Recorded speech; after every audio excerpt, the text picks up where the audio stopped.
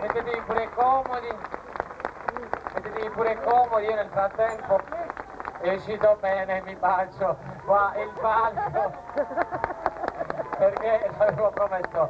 Dopo vi bacio uno per uno perché non speravo che uscisse così bene. Un contingente potente che quando andiamo alle gare tutti arrivano i sardi, dicono proprio così.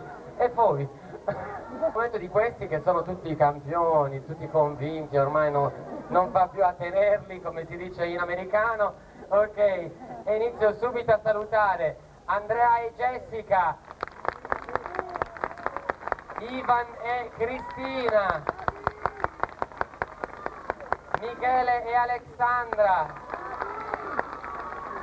Stefano e Rachele, Ivan e Veronica